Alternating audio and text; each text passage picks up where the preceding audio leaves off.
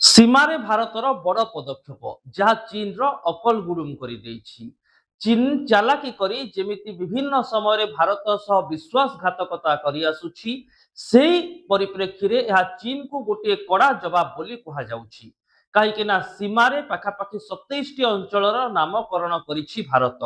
ଆଉ ଭାରତ ଚୀନ ସୀମା କେମିତି ଅଧିକ ସୁରକ୍ଷିତ ରହିବ ସେ ନେଇ ବଡ଼ ପ୍ରୟାସ କରାଯାଇଛି। ନମସ୍କାର, ନ୍ୟୁଜ ରୁମକୁ ସ୍ୱାଗତ କରୁଛି ମୁଁ ଅଭିନ୍ନ ଆଶୁତୋଷ। दर्शक बंधु भारतर गोटे पदक्षेप जहाँ जिनपिंग होश उड़ाई देछि। भारत चीन सीमार भारत निर्धारण करिछि 27टी स्थान, जो स्थान गुड़िकर पुनः नामकरण करा जाइछि। तेबे ये केवल गोटे पुनः नामकरण नुहे, भारत एवं चीन रो सीमा को सुरक्षा देवा पाई एक बड़ पदक्षेप बोली कहा जाइछि।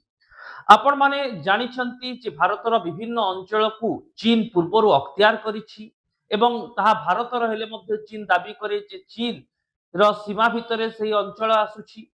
जदि आमे सीमा रेखा को देखिबा तेबे उत्तर ठारू उत्तर पूर्व एवं पूर्व भारत पर्यंत चीन रो सीमा रहिछि। सिक्किम अंचल रे किछि रहिछि, अरुणाचल प्रदेश अंचल रे गोटे बड़ सीमा भारत चीन सह शेयर करुछि, जाको मैकमोहन लाइन बोली मध्य कहा जाय। तेबे एही मैकमोहन लाइन रो चुक्ति को चीन अनेक समय अग्राह्य करिछि, काहेकि ना तिब्बत एवं भारत भितर मैकमोहन चुक्ति स्वाक्षरित होइथिला सेतेबेले तिब्बत चीन रो अंश नथिला, किंतु परवर्ती समय तिब्बत चीन रो अंश पालटिले मध्य चीन एही सीमा सुरक्षा नियम को मानिब नाही बोली कहि आसुछि। आ ए सब भितरे भारत अरुणाचल प्रदेश रो अपर सुवर्णशिरी जिल्ला रे 27टी स्थानर पुनः नामकरण करुछि। 27टी स्थान कौन? विभिन्न प्रकार कैंप रही, विभिन्न प्रकार पासिंग स्ट्रेट रही, विभिन्न घाटी रही एवं 27टी अंचल नामकरण करने द्वारा आगामी समय जदि यही अंचल कौन भारतीय पदक्षेप नि अंचल निकट में भारत चीन मिलित भाव में कौन प्रकार कूटनैतिक चुक्ति करुछंती, तेबे सेही चुक्ति केउ अंचल रही केउ स्थान रे होईछि तार गोटे स्पष्टता रहिबो।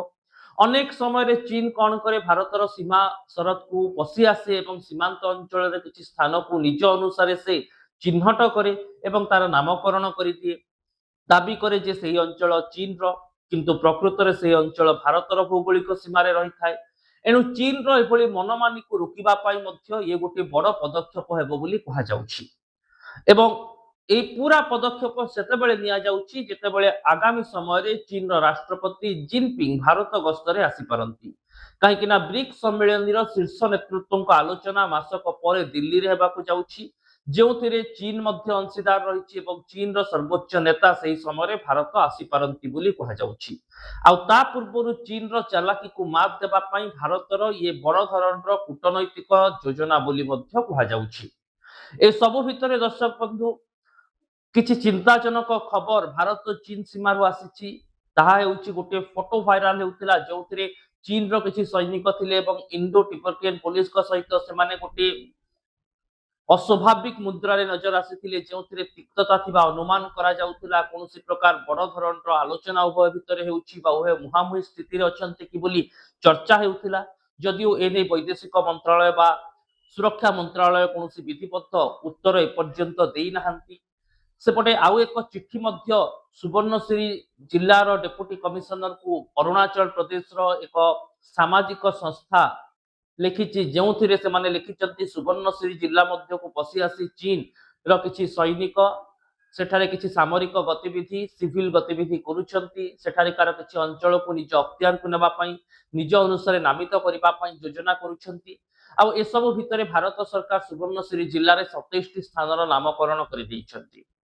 तेबे ए पूरा प्रक्रिया भितरे गोटे कथा स्पष्ट जे चीन विभिन्न समय भारत सह विश्वासघातकता करिछि। अनेक समय चीन भारतर भौगोलिक सीमा भितर को पशि आसी मनमानी करने को उद्यम करिछि। सीमा सुरक्षा को नहीं मैकमोहन लाइन कथा कहा जाऊ बा सिक्किम अंचल कथा कहा जाऊ, गलवान घाटी कथा कहा जाऊ, चीन जो अंतर्जातीय चुक्ति रही अनेक समय अणदेखा करुछि।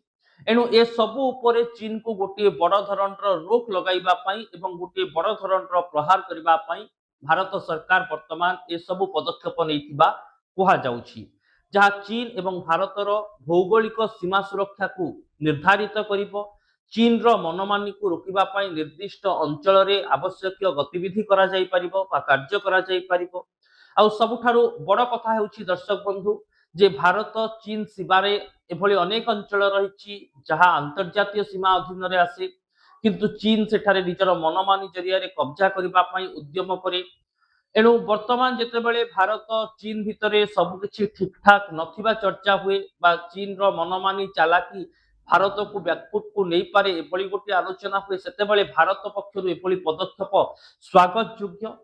ଦର୍ଶକ ବନ୍ଧୁ ଏସବୁ ଭିତରେ ସୁବର୍ଣ୍ଣଶ୍ରୀ ଜିଲ୍ଲାରେ ଚୀନର ଯେଉଁ ଗତିବିଧି ଆସୁଛି ତାକୁ ରୋକ ଲଗାଇବା ପାଇଁ କେନ୍ଦ୍ର ସରକାର କ'ଣ ପଦକ୍ଷେପ ନେଉଛନ୍ତି ଏବଂ ଅରୁଣାଚଳ ପ୍ରଦେଶର ନାହା ସ୍ୱେଚ୍ଛାସେବୀ ସଂଗଠନ ଡେପୁଟି କମିଶନର ସୁବର୍ଣ୍ଣଶ୍ରୀଙ୍କୁ ଚୀନର ବେଆଇନ ଗତିବିଧି ସମ୍ପର୍କରେ ଯେଉଁ ସୂଚନା ଦେଉଛନ୍ତି, ଯେଉଁ ଫଟୋରେ ଭାରତ ଚୀନ ସୈନ୍ୟ ମୁହାଁମୁହିଁ ସ୍ଥିତିରେ ନଜର ଆସୁଛନ୍ତି, ଏସବୁ ଉପରେ ଭାରତ ସରକାରଙ୍କର ସ୍ପଷ୍ଟୀକରଣ ମଧ୍ୟ ଆବଶ୍ୟକତା ରହିଛି। ତେବେ ଦେଶବାସୀ ଆଶ୍ୱସ୍ତ ହୋଇପାରିବେ ଯେ ଆମ ସୀମା ସରହଦ ସୁରକ୍ଷିତ ରହିଛି ଏବଂ ଚୀନର ଗତିବିଧିକୁ ନେଇ ମଧ୍ୟ ଭାରତୀୟଙ୍କ ଭିତରେ ଗୋଟିଏ ସ୍ପଷ୍ଟତା ଆସିବ। ରିପୋର୍ଟଟି ଦର୍ଶକ ବନ୍ଧୁ ଆପଣଙ୍କୁ କେମିତି ଲାଗିଲା ନିହାତି ଜଣାଇବେ। ୟୁଟ୍ୟୁବ ଓ ଫେସବୁକରେ ଆମ ଚ୍ୟାନେଲକୁ ସବସ୍କ୍ରାଇବ କରନ୍ତୁ, ଭିଡ଼ିଓକୁ ଲାଇକ୍ ଓ ସେୟାର କରନ୍ତୁ, କମେଣ୍ଟ ବକ୍ସରେ ଆପଣଙ୍କର ମତ ଲେଖନ୍ତୁ। ରହୁଛି, ନମସ୍କାର।